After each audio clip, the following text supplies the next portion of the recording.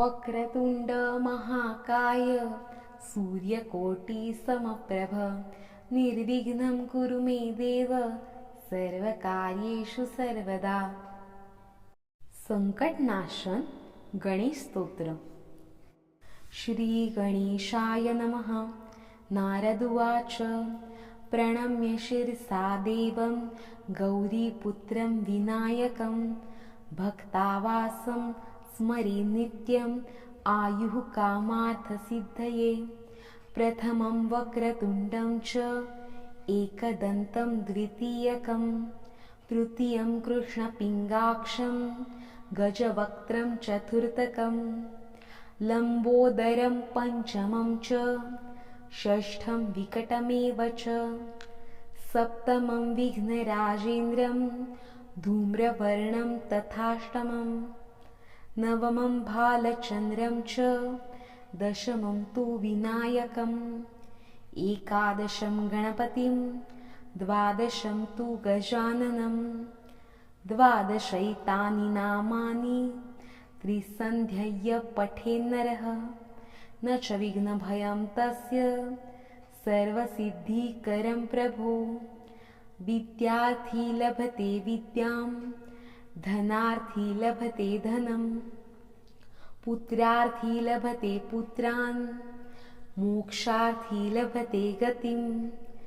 जपेत् गणपतिस्तोत्रं षड्भिर्मासैः फलं लभेत् संवत्सरेण सिद्धिं च लभते नात्र संशयः।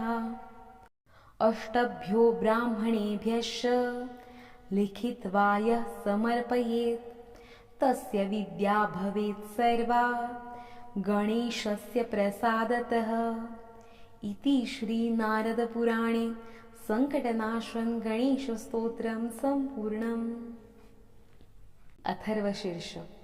हरि ओं नमस्ते गणपतये त्वमेव प्रत्यक्षं तत्त्वमसि त्वमेव केवलं कर्तासि त्वमेव केवलं धर्तासि त्वमेव केवलं हर्तासि त्वमेव सर्वं खल्विदं ब्रह्मासि त्वं साक्षादात्मासि नित्यं ऋतं वच्मि सत्यं वच्मि अवत्वं माम् अवक्तारम् अवश्रोतारम् अवदातारम् अवधातारम् अवानुचानमवशिष्यम् अवपश्चातात् अवपुरस्तात् अवोत्तरात्तात् अवदक्षिणात्तात् अवचोद्ध्वात्तात् अवाधरात्तात् सर्वतो मां पाहि पाहि समन्तात्।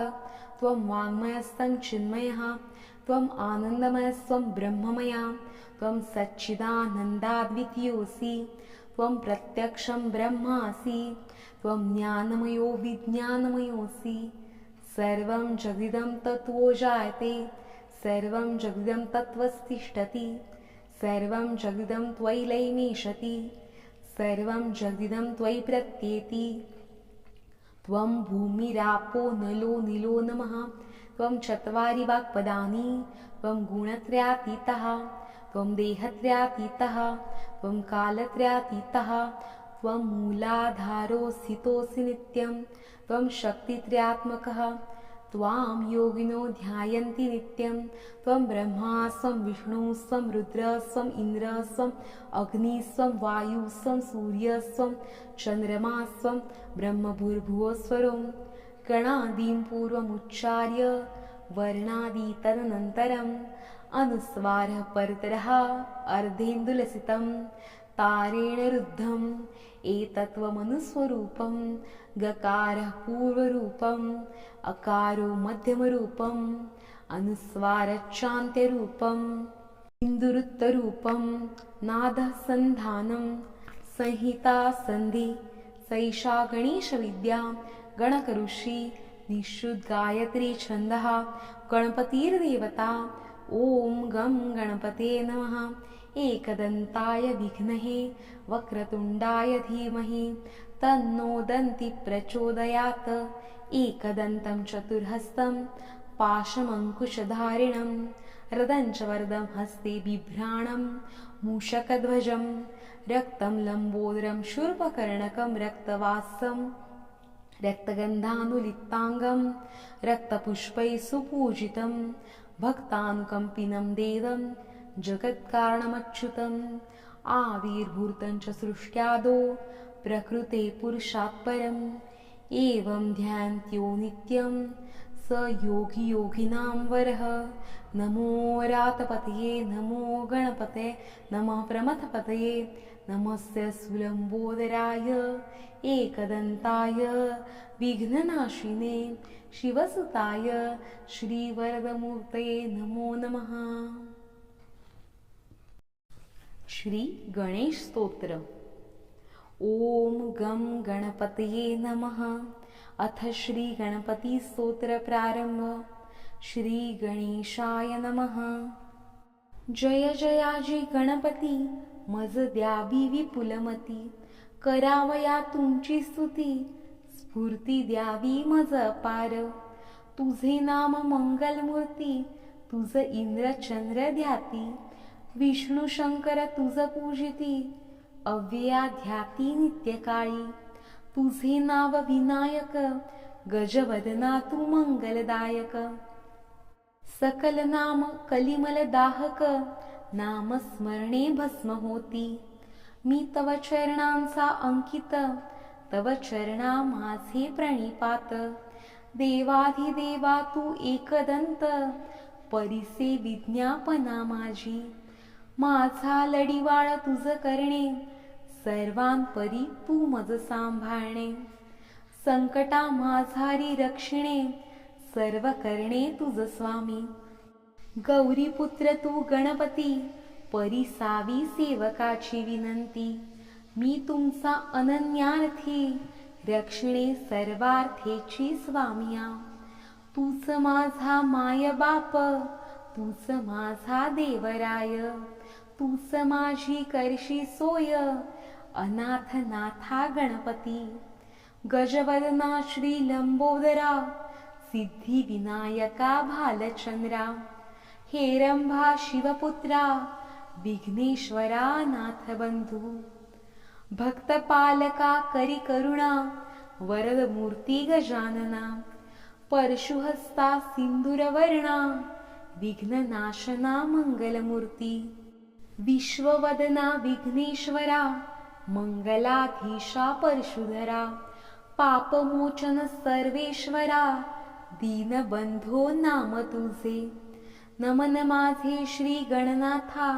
नमन माझे विघ्नहर्ता नमन माझे एकदंता दीनबंधू नमन माझे नमन माझे शंभुतनया नमन माझे करुणालया नमन माझे गणराया तुझ स्वामिया नमन माझे नमन माझे देवराया नमन माझे गौरीतनया भालचंद्रा मोरया तुझे चरणी नमन माझे नाही आशा स्तुतीची नाही आशा तव भक्तीची सर्व प्रकारे तुझ्या दर्शनाची आशा मनी उपजली मी मूढ केवल अज्ञान ध्यानी सदा तुझे चरण लंबोदरा मज देई दर्शन कृपा करी जगदीशा अतिमंद मी बालक तूच सर्वांचा चालक भक्तजनांचा पालक गजमुखा तू होशी मी दरिद्री अभागी स्वामी चित्त जडावे तुझ्या नामी अनन्य शरण तुझला मी दर्शन देई कृपाळुवा हे गणपती स्तोत्र जो करी पठण त्यासी स्वामी देईल पारधन विद्या सिद्धीचे अगाध ज्ञान सिंदूर वदन देईल पै त्यासी पिशाच भूत प्रेत न बाधिती कदा काळात स्वामीची पूजा करोनी यथास्थित स्तुती स्तोत्र हे जपावे होईल सिद्धी षडमास हे जपता नवे कदा असत्य वार्ता गणपती चरणी माथा दिवा करे ठेविला इति श्री गणपती स्तोत्रम संपूर्णम एकदन्तं महाकायं तप्तकाञ्चन सन्निभं लम्बोदरं विशालाक्षं वन्देऽहं गणनायकम् मौञ्जीकृष्णाजिनधरं नागयज्ञोपवीतिनम् बालेन्दुसुकलामौलिं वन्देऽहं गणनायकम् अम्बिकाहृदयानन्दं मातृभिः परिवेष्टितं भक्तिप्रियं मदोन्मत्तं वन्देऽहं गणनायकम् चित्ररत्नविचित्राङ्गं चित्रमालाविभूषितं चित्ररूपधरं देवं वन्देऽहं गणनायकम् गजवक्त्रं सुरश्रेष्ठं कर्णचामरभूषितं पाशाङ्कुशधरं देवं वन्देऽहं गणनायकम् मूषकोत्तममारुह्य देवासुरमहाहवे योद्धुकामं महावीर्यं वन्देऽहं गणनायकम् यक्षकिन्नरगन्धर्व सिद्धविद्याधरैः सदा स्तूयमानं महाबाहुं वन्देऽहं गणनायकम् सर्वविघ्नहरं देवं सर्वविघ्नविवर्जितं सर्वसिद्धिप्रदातारं वन्देऽहं गणनायकम् गणाष्टकमिदं पुण्यं यः पठे सततं नरः सिद्ध्यन्ति सर्वकार्याणि विद्यावान् धनवान् भवेत्।